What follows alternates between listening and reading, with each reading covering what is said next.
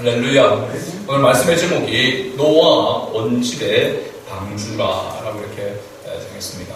역시 어버이 주일이라 또 절기에 또 이게 맞는 말씀을 전해야 되는데 내용을 이렇게 보면은 이 가정과 가정의 딸과 동떨어지지 않는 그런 내용이라 이 말씀을 계속해서 살펴봅니다. 그래서 창세기 진도가 지금 계속해서 나오고 있습니다. 오늘은 말씀을 전하기 전에 어버이 주일이라 시 낭송을 영상을 하나 이렇게 보여드리고자 합니다. 이 시 낭송 영상은 제가 한 3월 초쯤에 어떤 목사님께서 카톡으로 보내준 것인데 알고 보니까 올해 2월 5일날 TV MBN의 속풀이 동심이라고 하는 프로그램이 있는데 거기에서 방영되었던 그런 내용이더라고요. 그래서 이 시를 낭송한 분이 오미 씨라고 탤런트 오미 씨인데요. 이 시를 한 시인은 이채라고 하는 분입니다. 그래서 아버지의 눈물이라고 하는 그런 시인데요. 이 시를 우리가 보고 듣고 하기 전에 이 오미 씨가 그렇게 이야기를 하더라고요. 시를 들으면서 또 눈을 감고 면서 이 시를 보면서 들으면서 생각나는 그분과 화해하시길 바랍니다. 라고 이렇게 전자를 두어서 이렇게 이야기를 하시더라고요. 이상 같이 한번 영상을 한번 보도록 하겠습니다.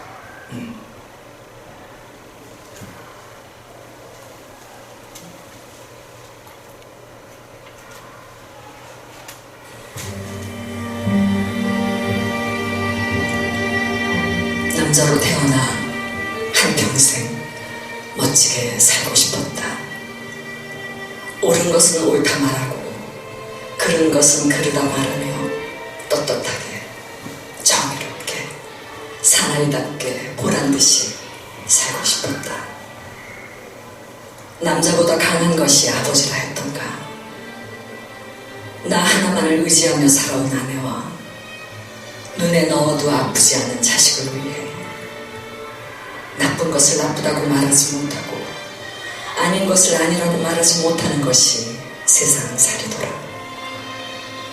변변한 옷 한 벌 없어도 번듯한 집 한 채 없어도 내 몸 같은 아내와 금쪽 같은 자식을 위해 이 한 몸 던질 각오를 살아온 세월. 애당초 사치스러운 자존심은 버린 지는 오래구나. 하늘을 보면 생각이 많고 땅을 보면 마음이 복잡한 것은 누가 건네준 짐도 아니건만 바위보다 무겁다 한들 내려놓을 수도 없는, 힘들다 한들 마다할 수도 없는 짐을 진 까닭이다. 그래서 아버지는 울어도 소리가 없고 소리가 없으니 목이 메일 수밖에. 용기를 잃은 것도 열정이 사라진 것도 아니건만 쉬운 일보다 어려운 일이 더 많아 살아가는 일은 버겁고 무엇 하나 만만치 않아도 책임이라는 말로 인내를 배우고 도리라는 말로 노릇을 다할 뿐이다. 그래서 아버지는 울어도 눈물이 없고 눈물이 없으니 가슴으로 울 수밖에. 아버지가 되어본 사람은 안다. 아버지는 고달프고 고독한 사람이라는 것을. 아버지는 가정을 지키는 수호신이기에 가족들이 보는 앞에서 약해서도 울어서도 안 되는 것을. 그래서 아버지는 혼자서 운다. 아무도 몰래 혼자서 운다. 아들만 알고 아버지만 아는. 세상의 모든 아버지들께 감사드립니다. 네, 이 영상을 제가 보고 이 어버이 주일에 우리 성도들과 함께 나누면 좋겠다 싶어 메모를 해두었다가 오늘 여러분들께 보여드렸습니다. 그리고 이번 주 설교를 또 준비하면서 마침 이 본문에 등장하는 노아 노아의 그 모습, 노아 아버지로서의 노아의 그 모습과 결부시켜 보았습니다. 노아 가족들에게 아버지의 모습이 이와 같지 않았겠나 그런 마음이 들었습니다. 120년 동안 오로지 하나님의 약속만 믿고 그 언약에 의지해서 지금까지 한 번도 없었던 홍수를 준비하기 위해서 산 중턱에서 매일같이 울묵히 방주를 준비하였던 노아였습니다. 주위의 사람들은 하나같이 이해할 수 없는 미친 짓이라고 그렇게 했고, 매일같이 주위 사람들에게는 따가운 시선을 받고, 또한 아내와 자녀들을 설득시키면서 120년이라고 하는 세월을 견뎌내었습니다. 더 놀라운 것은 이런 위대한 일을 이뤘는데 거기에 이름도 기록되지 않는 노아의 아내, 그리고 노아의 새 며느리가 있다라고 하는 사실입니다. 생각해보면 정말 칭송받아야 할 사람들은 노아의 아내와 새 며느리가 아닌가라고 하는 그런 생각이 들었습니다. 묵묵히 남편의 일에 수종들면서 또 남편과 함께했던 노아의 아내, 그리고 남편을 만나 결혼했지만 아버지의 뜻을 따라서 아버지 일에 함께하고 있는 남편들을 뒤따랐던 새 며느리, 노아의 새 며느리들, 정말로 숨겨진 보물이 아닌가라고 생각이 듭니다. 그러면서 제가 최근에 이제 우리 장로님도 이렇게 찬양하는 가운데 있지만 충만, 지난주에 충만이라는 그런 찬양을 주중에 이렇게 여러 번 이렇게 들었는데 그 가사가 이렇게 생각이 났습니다. 충만이라고 하는 CCM 가사 처음에 이렇게 시작하죠. 무명이어도 공허하지 않은 것은 예수 안에 날 만족합니다. 가난하여도 부족하지 않은 것은 예수 안에 오직 나는 부유합니다. 고난 중에도 견뎌낼 수 있는 것은 주의 계획 믿기 때문이라. 실패하여도 일어설 수 있는 것은 예수 안에 오직 나는 승리합니다. 난 예수로 충만하네. 영원한 왕 내 안에 살아계시네.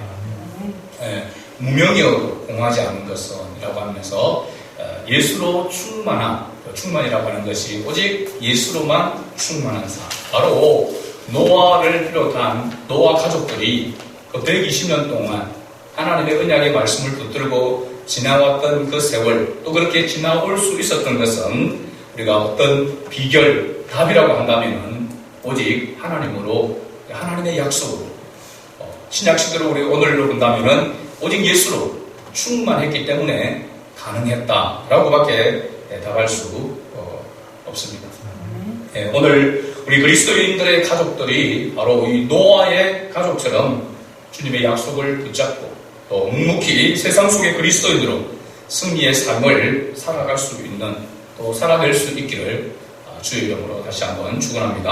아멘. 본문으로 돌아가서 1절에 보면 오늘 노아 온 집 식구들은 방주로 들어가라라고 하는 하나님의 명령을 받게 됩니다. 먼저 이 방주에 대해서 살펴보려고 합니다. 이 방주라고 하는 단어는 이 성경에서 여기 창세기의 노아의 이 시대, 노아 방주와 함께 성경에 딱 한 군데 더 등장을 하게 됩니다. 같은 단어로 등장하게 되는 곳이 있습니다. 어딜까요?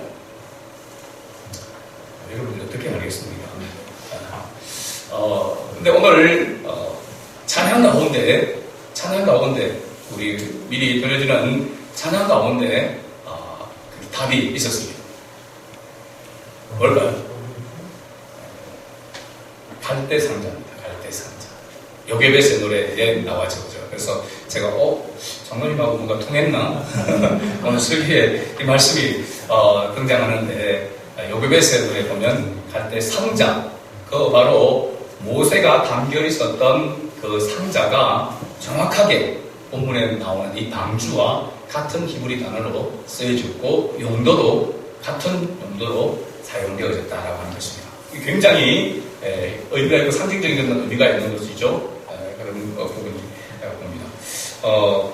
모세가 이 갈대 상자에 들어가게 되어지고 그 갈대 상자가 바로의 공주에 의해서 발견되어지고, 그래서 바로의 왕궁에서 모세가 40년을 양육을 받게 되어지는 그러한 모습이 나오죠.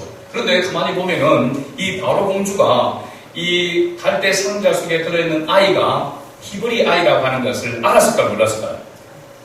성경에는 정확하게 출애굽기 2장 3절 이하에서 보게 되면 바로 공주가 이는 히브리 사람의 아기로다 라고 불쌍히 여겨 이르되 이는 히브리 사람의 아기로다. 히브리 사람의 아이인 줄 알았습니다. 그럼 히브리 사람의 아이는 어떻게 해야 될까요?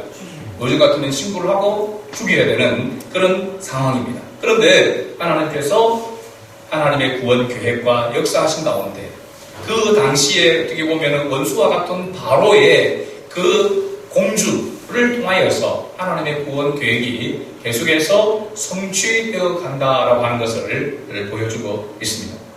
아무튼 모세가 들어있었던 그 갈대 상자가 바로 오늘 본문의 노아 방주와 동일한 그런 의미로 같은 단어로 사용되어졌다는 것이죠. 그렇다면 실제로 노아가 방주를 만들었을 때 그 재료가 무엇인가? 라고 하는 것을 우리가 6장 4절 말씀에서 보면은 어떤 나무라고 했습니까? 고페르 나무라고 이렇게 말하고 있습니다. 고페르 나무. 이 고페르 나무가 어떤 나무인가? 지금 우리나라로 번역된 것을 보니까 잣나무 또는 전나무라고 이렇게 되어 있습니다. 잣나무는 뭐 이렇게 잣이 달린 그 나무, 소나무하고 약간 비슷한 그런 부분이죠. 그래서 그 나무가 아주 그렇게 크게 목재로 쓰일 만한 그런 나무인지 제가 본 적이 잘 없어서 조금은 좀 의구심이 이렇게 들었습니다. 그런데 전나무라고 이렇게 이야기하고 있습니다. 전나무로 번역되는데 제가 볼 때는 이 전나무와 가깝다라고 이렇게 알 수 있습니다. 전나무는 옛날에 여러분 전봇대가 나무로 된 게 기억납니까? 나무로 된 게 기억나는 분은 한 40대 이상 되는 거죠.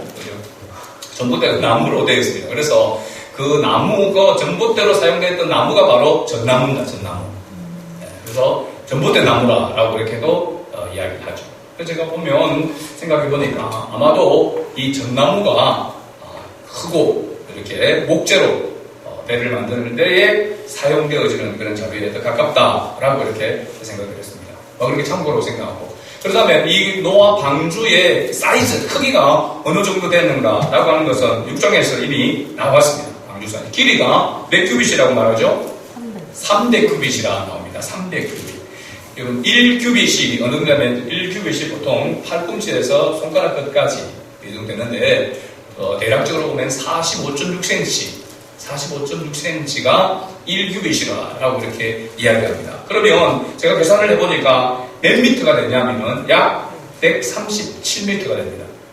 길이가 137m. 머릿속으로 한번 생각해 137m. 100m 달리기가지고도 한참 더 가야 되는 길입니다. 거기다 넓이는 50큐빗입니다. 50큐빗. 넓이가, 그러니까 폭이 50큐빗인데, 그러면은 어느 정도 되면 23m 정도 됩니다. 23m. 그리고 높이가 30큐빗인데, 약 13.5m. 13.5m면은 대략 아파트 몇 층 정도 됩니까? 한 10층 정도 됩니까? 보통 정도. 그래서, 그러면은, 길이가 137m. 폭이 23m. 그리고 높이가 거의 아파트 10층 정도의 높이가 되는 그런 배입니다. 엄청나죠. 우리 조선소에 근무하시는 우리 이재욱 집사님은 도저히 이해가 안 될 겁니다. 노아 당시에 이 배가 어떻게 만들어졌는가라고 생각할 때에. 그런데 제가 보니까 그럼 이 배가 어느 정도 크기의 사이즈인가라고 하는 것을 보니까 해군, 우리나라 해군의 두 번째 대형 수송함이 마라도함입니다. 마라도함. 이 마라도함의 몇 톤이냐면 배수량이 14,500톤입니다. 14,500톤. 그러면은 그 안에 성조원이 300명, 병력이 700명에서 약 1000명이 들어갑니다. 1000명. 거기다가 전차, 장갑차, 차량 수송과 함께 헬기, 그리고 공기 부양정 2대를 탑재할 수 있는 크기입니다. 우리가 상상하는 그 이상의 크기라고 말할 수 있는 큰 함정입니다. 그러면 노아가 만들었던 배의 배수량을 약 한 2만 톤이라고 봅니다. 2만 톤. 그러니까 마라도 함이 14,500톤이면 노아가 만든 배가, 방주가 더 사이즈가 어떻게 보면 크다라고 하는 것을 알 수가 있죠. 그러니까 우리가 합리적으로 생각해보면 노아 시대에 지금도 이런 배를 만들려고 하면은 얼마나 첨단적인 과학과 이런 것들, 수많은 장비와 인력들이 필요하겠습니까? 그죠? 그런데 노아 이 당시는 그야말로 우리가 생각할 때에 조그마한 집을 하나 지어도 그게 신기할 정도의 그런 모습인데 어떻게 이런 어마어마한 방주를, 배를 지을 수 있었겠는가? 실제로 보면은 노아가 지은 방주의 그 용도로 본다면은 많은 짐을 실는 것이고, 다행히 그 당시에 이 운행을 했다, 엔진을 달아가 했다 하면 이건 뻥이죠, 그죠? 완전히 있을 수 없는 일이죠. 그 당시 엔진이 없으니까. 그런데 어떤 용도냐면 그냥 물에 짐을 싣고 떠 있는 용도입니다. 운행하는 것이 아니었습니다. 그러니까 엔진이 해가지고 배를 키를 해서 이렇게 운행하는 그런 용도가 아니라 그야말로 상자와 같은 그런 모습이고 거대한. 근데 그 기간이 얼마 정도 걸렸다고요?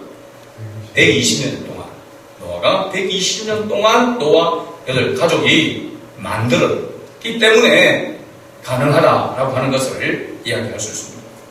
그래서 노아가 이런 방주를 120년 동안 지어서 하나님의 그 구원 계획에 쓰임을 받을 수 있었다. 두 번째로 노아 가족이 만든 방주에 들어간 것들을 우리가 살펴보면은 7장 14절에서 15절 말씀에 보면 노아 온 집 식구들이 들어간 방주에는 땅의 들짐승들이 종류대로, 또 모든 가축이 그 종류대로, 땅에 기는 모든 것이 그 종류대로, 모든 새가 그 종류대로, 무릇 생명의 기운이 있는 육체가 둘씩 노아에게 나와 방주로 들어갔습니다.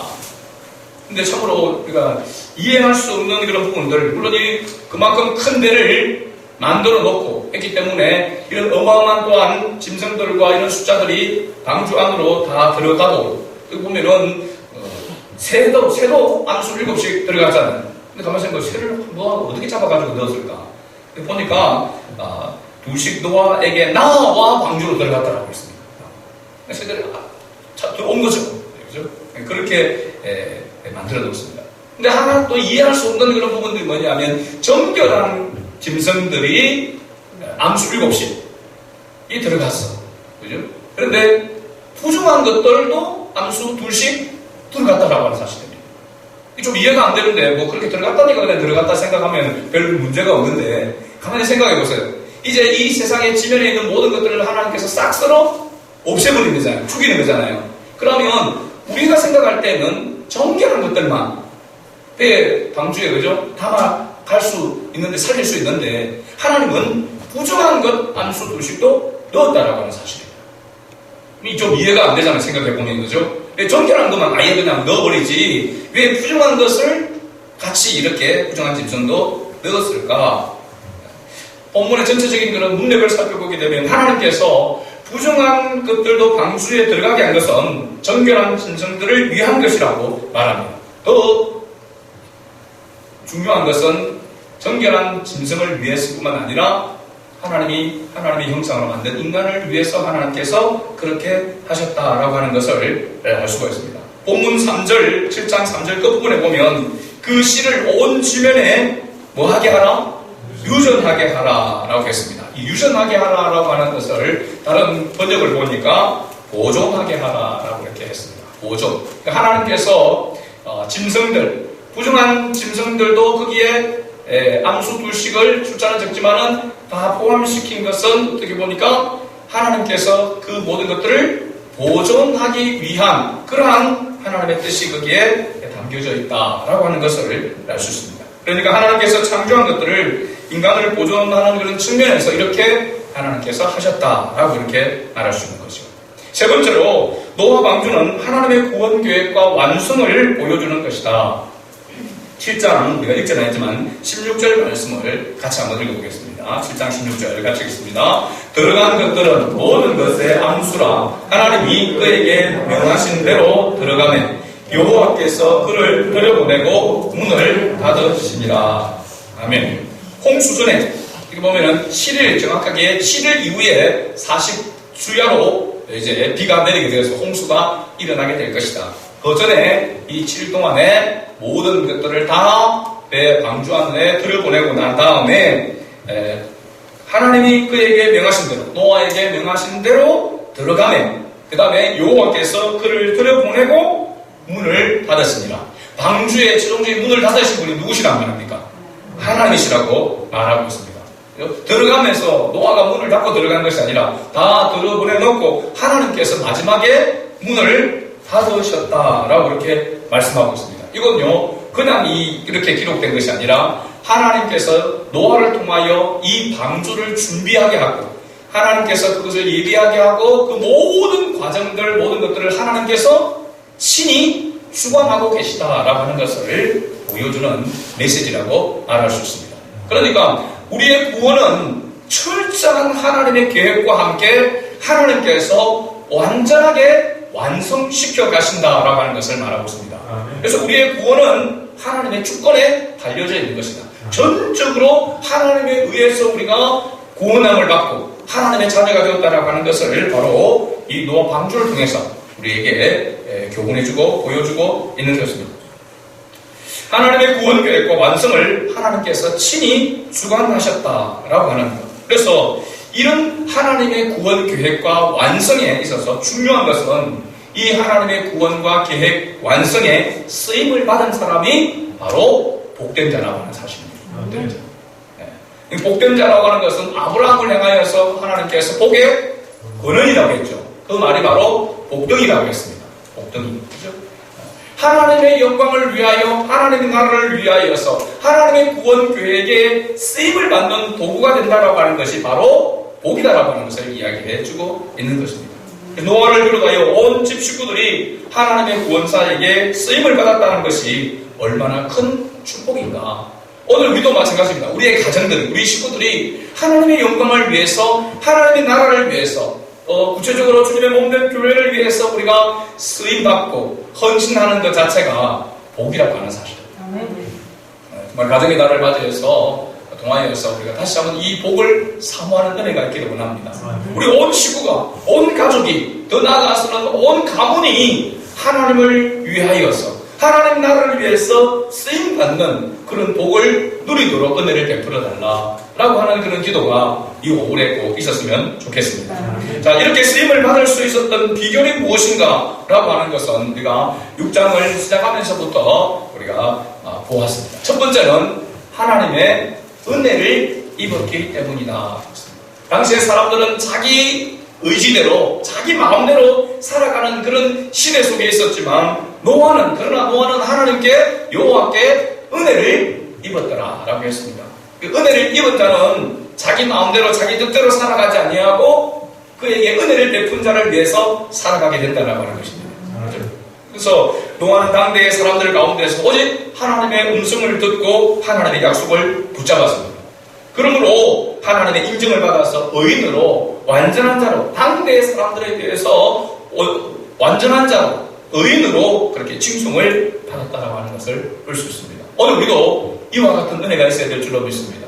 하나님을 믿는 우리 그리스도인의 가정, 우리 모든 식구들이 정말로 하나님의 은혜를 입었기에 하나님의 은혜대로 하나님의 뜻을 따라 그 약속을 붙들고 살아가는, 그래서 사람들이 볼 때에 우리와는 다르다라고 하는 그런 구별된 삶의 모습을 보여주는 그런 은혜가 있기를 주의 이름으로 축복합니다. 아멘. 두 번째는 뭐냐면 하나님께 쓰임받을 수 있는 비결은, 하나님께 쓰임받을 수 있는 사람, 쓰임받는 사람은 여호와 하나님께서 자기에게 명하신 대로 다 준행하였더라라고 하는 것입니다. 다 준행하였기 때문입니다.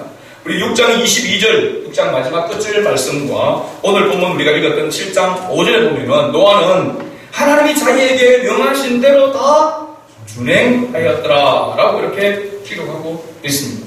오늘 우리는 하나님과 주 예수 그리스도로 말미암아 은혜를 입어 구원 방주에 들어온 존재인 줄로 믿습니다. 예수 그리스도가 바로 구원 방주는 예수 그리스도를 대표하고 있는 거죠.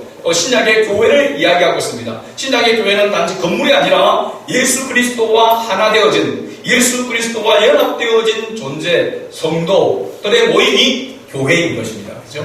그래서 이미 우리가 교회 안에 그리스도 안에 들어와 있다라고 하는 것은 노아의 시대를 보면 노아의 그 구원 방주 안에 들어와 있는 것과 같다라고 이렇게 말할 수 있는 것이죠. 그죠? 그리고 보면 우리가 무슨 일을 했기 때문에 이 방주에 들어온 것이 아니라 실제로 보면 하나님의 은혜를 입었기 때문에 구원 방주 안에 들어올 수 있게 되었다. 그런 은혜를 입은 사람은 그냥 이런 은혜를 입은 것으로 끝이 아니라 은혜를 입은 자의 삶을 살아가는데 노아를 보면, 노아 식구들을 보면은 은혜를 입은 사람은 하나님의 말씀을 따라 다 준행하더라는 것입니다. 오늘 우리에게도 이러한 은혜가 있기를 원합니다. 120년 동안 노아를 비롯한 가족들이 한마음 한뜻으로 하나님의 명하신 대로 준행하였기에 바로 구원 방주의 주인공들이 될 수 있었던 것이죠. 오늘 제가 주일학교, 그럼 주일학교에 참석했던 우리 선생님들은 오늘 말씀이 바로 노아에 관한, 노아 가족에 관한 그런 말씀이었습니다. 그래서 노아 가족이 가만히 생각해 보세요. 앞에서도 제가 언급했지만 노아는 하나님의 말씀을 받아서, 언약을 받아서 그 뜻대로 준행하기 위해서 살아갔다 하지만 직접 그 말씀을 받지 않았던 노아의 아내, 그리고 세 아들과 세 며느리들은 좀 하나님께로 직접 이 약속을 받은 것이 아니잖아요. 아버지의 그 명령을 따라서, 아버지의 그 지도를 따라서 순종한 것입니다.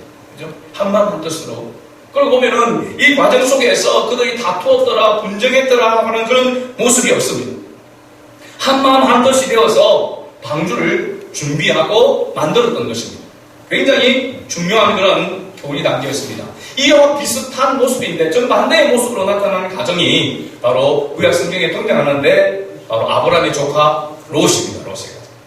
여러분, 롯은 그 소돔과 고모라 성을 천사를 하나님의 사자가 멸할 것이다, 유황불로 멸할 것이다 라고 하는 그 메시지를 듣고 그 길에서 소돔과 고모라를 벗어나기 위해서 자기 사위들에게 이야기했을 때 사위들이 무엇을 여겼다고 했습니까?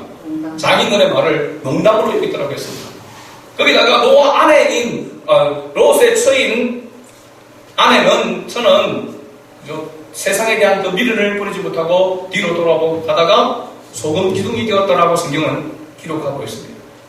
자녀들이, 그러면 롯의 자녀들이, 가족들이 하나님의 은혜 가운데 하나님의 은혜를 입었다라고도 할 수 있는데, 그죠? 그 은혜 가운데 살지 못했던, 준행하지 못했던 그런 모습을 봅니다.